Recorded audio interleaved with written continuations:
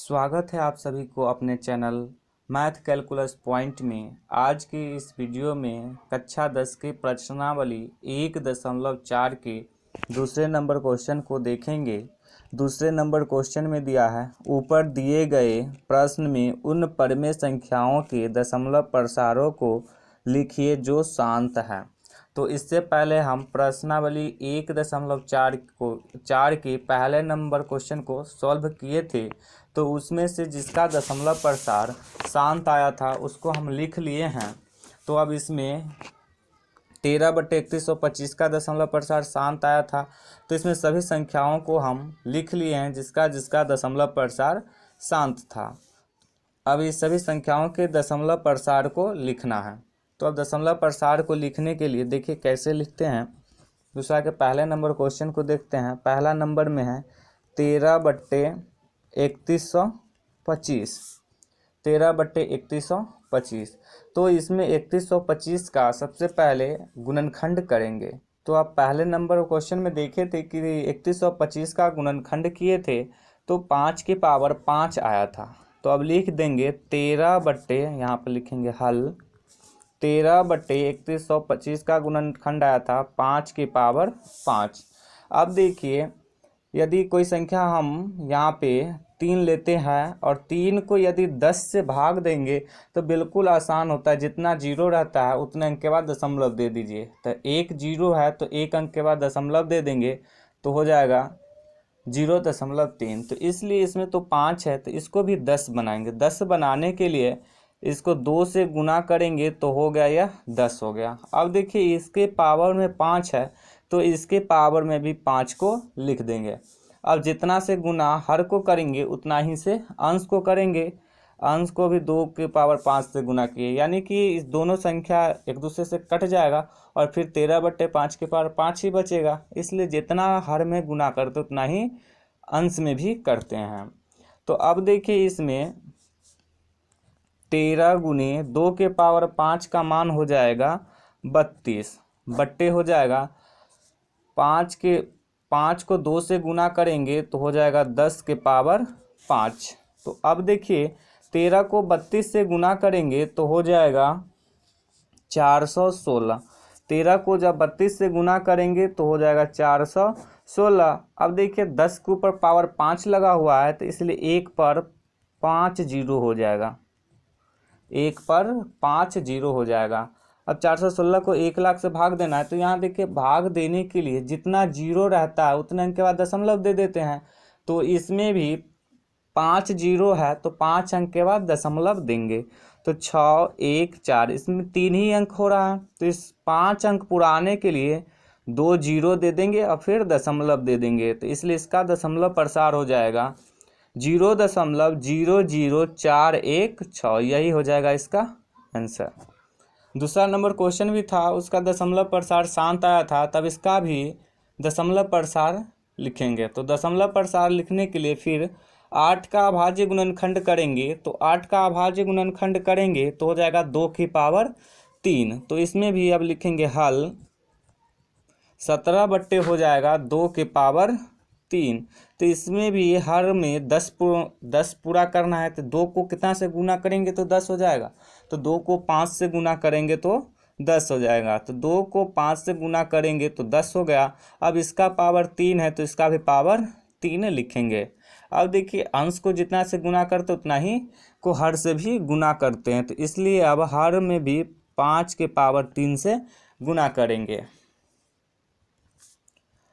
अब 17 गुने 5 के पावर 3 हो जाएगा 125। अब बट्टे हो जाएगा 10 के पावर 3। अब जब 17 और 125 को गुना करेंगे तो हो जाएगा 2125। अब देखिए जितना पावर लगा रहता है एक पर उतना जीरो लिख देते हैं। तो 1 2 3 जीरो। अब देखिए 10 को 3 बार गुना करेंगे तो 10 दाही के 100, 100 दाही के 1000, तो 1000 होगा। तो यहाँ पे 3 पावर था तो डायरेक्ट 3 जीरो लिख दिए। 3 पावर तो 3 जीरो लिख देंगे। अब 2125 में 1000 से भाग देना है। तो जितना जीरो रहता है उतने अंक के बाद दशमलव दे देते हैं। तो दशमलव 30 3 अंक के बाद दशमलव दे देंगे तो 2 1 2 5। अब 3 अंक के बाद देंगे 1 2 3, तो इसका दशमलव प्रसार हो जाएगा 2.125। यही हो जाएगा इसका दशमलव प्रसार। अब इसके बाद चौथा नंबर क्वेश्चन था जिसका दशमलव प्रसार शांत आया था 15/1600। तो यहाँ देखिए ये अभी सह अभाज्य नहीं है, तो इसको सह अभाज्य बनाएंगे। तो ये संख्या भी 5 से विभाजित हो रहा है और ये संख्या भी 5 से विभाजित हो रहा है। तो 5 से विभाजित करेंगे तो हो जाएगा 3 और फिर 5 तिया 15, 5 दूनी 10 और 0। तो ये हो गया 320, 3/320। अब 320 का अभाज्य गुणनखंड करेंगे तो 320 का अभाज्य गुणनखंड किए थे तो 2 के पावर 6 आया था। तो 3 हो जाएगा 2 के पावर 6 और गुने 5 के पावर 1 आया था। 2 के पावर 6 गुने 5 के पावर 1 आया था। तो यहाँ पहले से 2 को 5 से गुना करेंगे तो 10 हो रहा है, परंतु यहाँ 2 के पावर 6 है और यहाँ 5 के पावर 1 ही है। तो इसके पावर को बराबर करने के लिए 5 के पावर 5 से गुना कर देंगे। तो जितना अंश में गुना करते हैं उतना ही को हर को भी गुना करते, उतना ही से हर को भी गुना करते हैं। तो गुना करेंगे तो हो जाएगा 3 गुने 5 के पावर 5 का मान हो जाएगा 3125। 3125 अब बट्टे हो जाएगा 2 के पावर 6 गुने 5 के पावर 6। अब यहाँ पे लिख देते हैं, जब 3 से 3125 को गुना करेंगे तो हो जाएगा 9375 और ये हो जाएगा 2 पंचे 10, 10 के पावर हो जाएगा 6। तो 10 का पावर 6 है तो 1 पर 6 जीरो लिख देंगे तो हो जाएगा 9375 बट्टे 1 पर 6 जीरो, 1 2 3 4 5 6। अब इसी इसमें भाग देंगे तो 6 जीरो है तो 6 अंक के बाद दशमलव देंगे तो लिखेंगे 9375। तो इसमें 4 ही अंक पूरा हो रहा है तो 6 अंक पूरा करने के लिए 2 जीरो दे देंगे, उसके बाद दशमलव दे देंगे। तो यही हो जाएगा इसका दशमलव प्रसार। अब इसके बाद छठे नंबर क्वेश्चन था जिसका दशमलव प्रसार शांत था। तो 23/2 के पावर 3 गुने 5 के पावर 2 था। तो अब इसको भी हल करेंगे तो यहाँ देखिए इसमें 5 दूना 10, पहले से 10 पूरा हो रहा है, परंतु 2 के पावर 3 है इसमें और 5 के पावर 2 है। तो सबसे पहले इस दोनों घात को बराबर करने के लिए इसको 5 के पावर 1 से गुना करेंगे। तो अब लिखेंगे 23/2 के पावर 3 गुने 5 के पावर 2 गुने, अब यहाँ पे इसका पावर 2 ही है तो इसको 3 बनाने के लिए 1 से गुना करेंगे, 5 के पावर 1 से गुना करेंगे। जितना हम अंश में गुना करते उतना ही से हर को भी गुना करेंगे। तो अब 23 को 5 से गुना करेंगे तो हो जाएगा 115 और ये हो जाएगा 2 के पावर 3 गुने 5 के पावर हो जाएगा 3। अब लिखेंगे 115/2 पंचे हो जाएगा 10, 10 के पावर हो जाएगा 3। अब देखिए यहाँ पे 10 के पावर 3 है तो 1 पर 3 जीरो लिख देंगे तो हो जाएगा 115/1 पर 1 2 3 जीरो। अब इसमें 1000 से 115 में भाग देना है तो जितना जीरो रहता है उतने अंक के बाद दशमलव दे देते हैं। तो 3 जीरो तो 3 अंक के बाद दशमलव। तो अब लिखेंगे 115 तो 3 अंक के बाद दशमलव, 1 2 3, 3 अंक के बाद दशमलव दे देंगे। तो 23/2 के पावर 3 5 के पावर 2 का दशमलव प्रसार हो जाएगा 0.115। यही हो जाएगा इसका दशमलव प्रसार। अब इसके बाद 8वें नंबर क्वेश्चन था जिसका दशमलव प्रसार शांत था। 8वें नंबर क्वेश्चन था 6/15। तो यहाँ देखिए ये दोनों संख्या 3 से विभाजित हो रहा है तो ये दोनों संख्या अभी सह अभाज्य नहीं है, तो इसको सह अभाज्य बनाने के लिए विभाजित कर देंगे। तो 3 से विभाजित करेंगे तो 3 दूना 6 और ये हो जाएगा 3 5 15।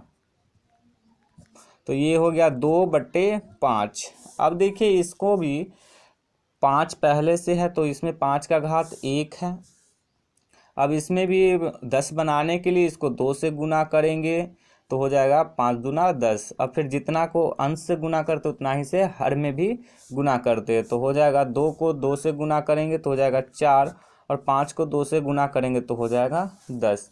अब एक ही जीरो है तो एक अंक के बाद दशमलव तो हो जाएगा 4.0, यही हो जाएगा इसका दशमलव प्रसार। इसके बाद 9वें नंबर क्वेश्चन था जिसका दशमलव प्रसार शांत था। तो अब 9वें नंबर क्वेश्चन का दशमलव प्रसार निकालेंगे। तो 9वां नंबर क्वेश्चन था 35/50। यहाँ देखिए ये दोनों संख्या भी सहभाज्य नहीं है, क्योंकि ये संख्या भी 5 से विभाजित हो रहा है और ये संख्या भी 5 से विभाजित हो रहा है। तो पहले इस दोनों संख्या को विभाजित कर देंगे।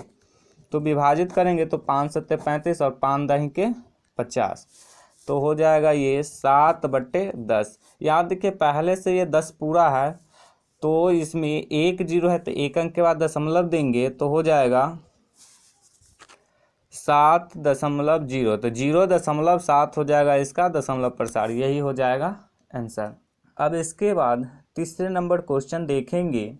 तीसरे नंबर क्वेश्चन में दिया है कुछ वास्तविक संख्याओं के दशमलव प्रसार नीचे दर्शाए गए हैं, प्रत्येक स्थिति के लिए निर्धारित कीजिए कि यह संख्या परिमेय संख्या है या नहीं। यदि परिमेय संख्या है और p/q के रूप की है तो q के अभाज्य गुणनखंडों के बारे में आप क्या कह सकते हैं। तो इसके पहले नंबर क्वेश्चन में दिया है 43.1234567 और 9। तो सबसे पहले हम परिमेय संख्या के दशमलव प्रसार देखे थे कि परिमेय संख्या का दशमलव प्रसार दो प्रकार के होते हैं। पहला होता है शांत दशमलव प्रसार और दूसरा होते हैं अशांत आवर्ती दशमलव प्रसार।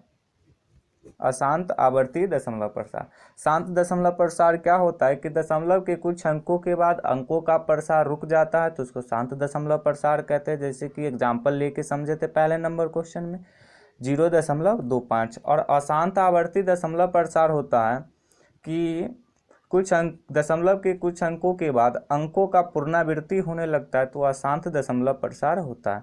तो कुछ एग्जाम्पल लेके इसको भी समझे थे, तो यही हुआ था। अब देखिए ये तो हो गया परिमेय संख्याओं का दशमलव प्रसार। एक होता है अपरिमेय संख्याओं का दशमलव प्रसार। तो अपरिमेय संख्याओं के एक ही प्रकार के अपरिमेय संख्याओं में एक ही प्रकार के दशमलव प्रसार होते हैं, वो होते हैं अशांत अनावर्ती दशमलव प्रसार। अशांत अनावर्ती वो होते हैं अशांत अनावर्ती दशमलव प्रसार। अशांत अनावर्ती को समझते हैं। अशांत अनावर्ती में इसमें कोई निश्चित नहीं रहता है कि इसमें कोई संख्या कब आएगा। जैसे कि यहाँ ले लेते हैं 0 दशमलव देके 1 2 3 आया, फिर इसके बाद 1 2 3 4 आ गया, फिर इसके बाद 5 6 7 1 2 3, इस तरह यह आते रहता है। तो इसमें कोई निश्चित नहीं है कि कब कौन संख्या आ रही है, तो इसी को कहते हैं अशांत अनावर्ती। तो जब इस तरह का दशमलव प्रसार रहता है तो ये अपरिमेय संख्या होता है। अब चलिए पहला इसको अच्छे से समझने के लिए प्रश्नावली के प्रश्न को देखते हैं। तो तीसरे नंबर प्रश्न को देखते हैं। तो तीसरा के पहले नंबर प्रश्न में दिया है 43.1234567 और 9।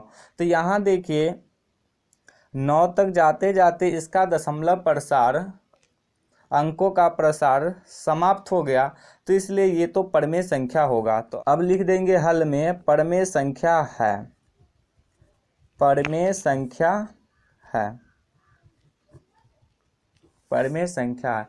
तो परिमेय संख्या के दशमलव प्रसार में हम देखे थे कि हर का जब गुणनखंड करते थे तो 2 के पावर n और 5 के पावर m के 2 के पावर n 5 के पावर m के रूप का होता था परिमेय संख्याओं के हर का गुणनखंड। तो अब इसमें लिख देंगे अतः क्यों का